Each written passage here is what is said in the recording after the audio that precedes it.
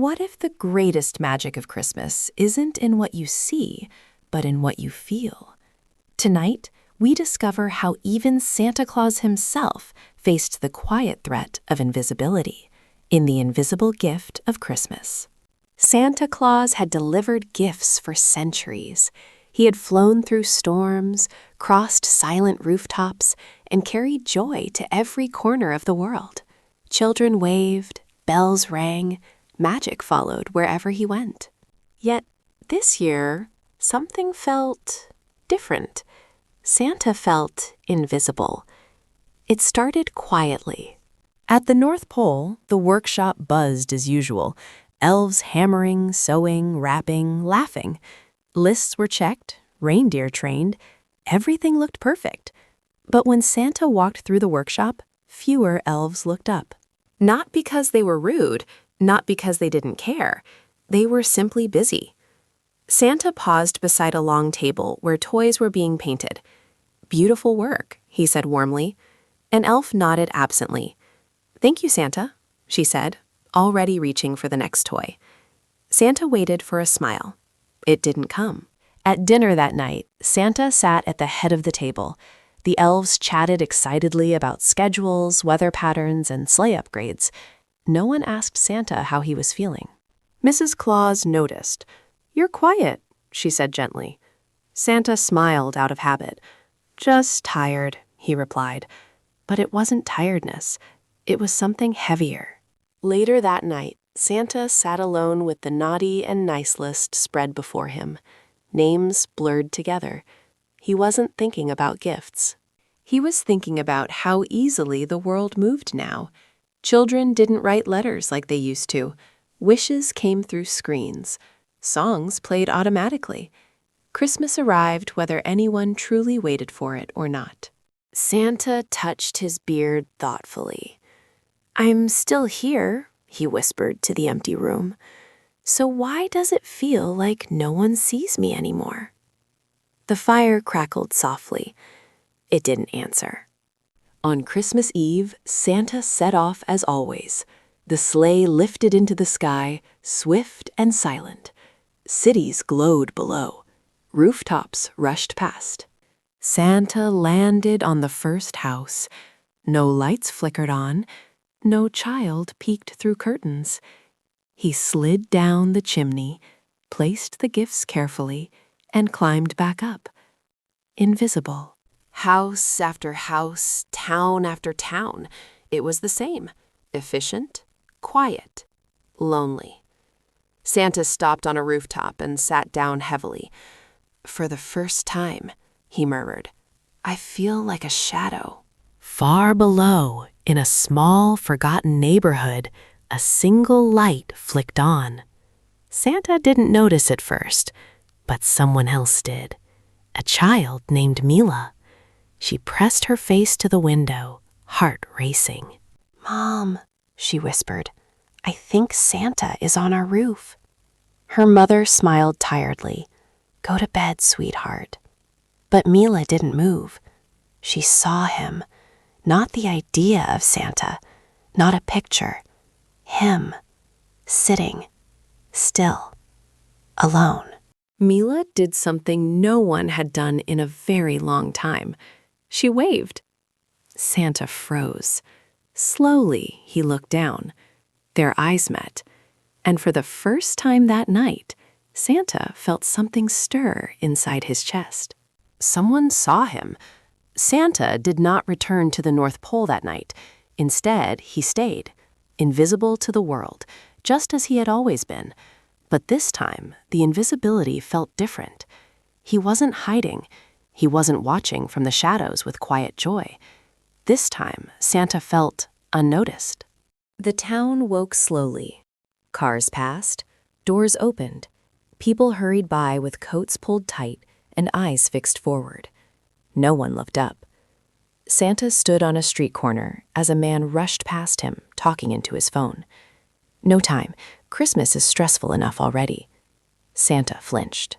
A little farther down the street, a shop window glowed with decorations. Santa smiled until he heard the shopkeeper sigh. Christmas doesn't feel like it used to." Santa's smile faded. For centuries, Santa had been unseen, but he had never felt invisible. Children felt him. Families felt him. The world expected him. Now, it felt like the world had moved on without noticing whether he came or not. Santa sat on a bench and looked at his gloved hands. "When did I become background noise?" he whispered. Nearby, a young girl sat on the steps of a library, hugging a book to her chest. She wasn't scrolling, wasn't rushing. She was watching. She noticed Santa, not with surprise, but with curiosity. "You look lonely," she said. Santa looked up, startled. "Do I?" The girl nodded. "People walk past lonely things all the time." "My name's Mila," she said. "What's yours?" Santa hesitated. "Santa," he said finally. Mila studied him, then smiled. "That makes sense." They sat together in silence for a moment. "Do you believe in Christmas?" Santa asked gently. Mila shrugged. "I believe people want to believe. They're just tired." Santa felt those words settle deep in his chest. "Tired," he repeated. "Yes," Mila said.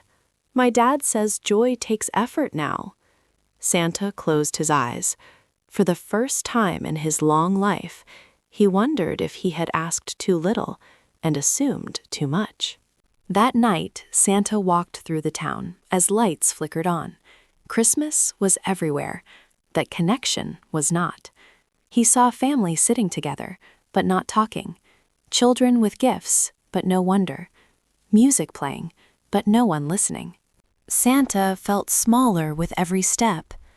"If they don't feel me anymore," he whispered, "what happens to Christmas?" Far away at the North Pole, something strange occurred. A compass in the Hall of Christmas Magic began to spin. Not wildly, but uncertainly. Mrs. Claus placed a hand over her heart. "He feels lost," she said softly. Back in the town, Mila rang a small bell outside the library before heading home. The sound was clear, gentle. Santa stopped walking. The bell wasn't magic, but people paused, just for a second. And in that second, Santa felt something shift. Not belief, attention. Santa smiled faintly. "Maybe," he said to the falling snow, "I don't need to be seen. Maybe I need to help them see each other." The night seemed to listen. Santa did not go back to the North Pole that night. Instead, he stayed, invisible. He sat on rooftops, on park benches, on the cold edges of buildings, watching the world move past him as if he were only snow and shadow. For the first time in centuries, Santa Claus felt what it was like to be unseen. Morning came. People hurried through streets with phones in their hands and worries on their faces. Store windows glowed with decorations, but no one stopped to look for long. Children walked beside their parents, quiet, distracted, older than they should have been. Santa stood near a crosswalk as families passed straight through him. No laughter, no gasps, no pointing fingers shouting, "Look, Santa!" He wasn't sad at first, just empty. "So this is how it feels," Santa murmured, though no sound left his lips. He followed a school bus as it dropped children off in a small neighborhood. One child lagged behind. Her name was Mila. She carried her backpack tightly and walked slower than the others, kicking snow with the toe of her boot. Santa followed her home. Mila lived in a narrow apartment above a clothes shop. Inside, her mother was busy, tired, rushing between chores. "No time today, sweetheart," her mother said gently. "Maybe later." Mila nodded. She always nodded. That afternoon, Santa sat across from Mila at a small park. She sat alone on a swing that barely moved. Santa pushed the empty swing beside her. It didn't move either. Even invisible, Santa felt something heavy settle into his chest. "So many," he whispered. so many feel unseen. At the North Pole, something was wrong. The workshop was still running, but quieter. Tools worked, toys were built, but the magic was thin. The bell of belief, which rang whenever children truly felt joy, had not sounded all day. An elf named Arin looked up from his work. "Does anyone else feel that?" he asked. Mrs. Claus did. She pressed a hand to her heart. "Santa," she whispered, "where are you?" That evening, snow began to fall harder. Mila stayed in the park long after the lights turned on. She stared at the sky, blinking rapidly, as if afraid tears might fall. "I don't need presents," she said suddenly, to no one. "I just wish someone would notice." Santa stepped forward. He reached out, and for the first time since becoming invisible, the air shimmered.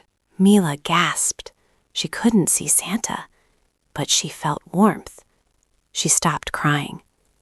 "Hello," she whispered. Santa's heart thundered. High above the city, the bell of belief rang. Once, clear, bright. Mrs. Claus smiled through her tears. "He's found it," she said. "Not how to be seen, but why being unseen matters." Santa knelt beside the swing, his outline flickering faintly in the falling snow. "Not yet," he whispered to himself. "Not yet." Because Santa was beginning to understand something important. Christmas magic didn't disappear when people stopped believing in Santa. It faded when people stopped believing they mattered. And Santa knew what he had to do next. Snow fell softly over the world, as if the sky itself was holding its breath. Santa sat alone in his sleigh above the clouds, invisible once more, but not in the way he had feared. Below him, lights flickered on one by one. Not bright city lights, not grand displays, just small, steady lights. Kitchen windows, bedroom lamps, candles placed carefully on windowsills. Santa watched as people paused in their busy lives. A mother set her phone down and hugged her child. A tired father laughed at a silly joke. A lonely old man opened his door to a neighbor holding soup. No one saw Santa, but everywhere something changed. At the North Pole, the elves gathered in the Hall of Bells. For the first time in many years, every bell rang at once. Not loudly, not wildly, but in perfect harmony. Mrs. Claus felt it before she saw it.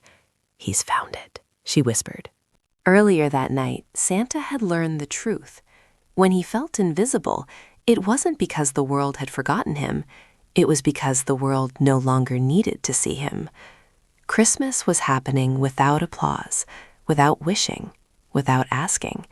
And that was the greatest gift of all.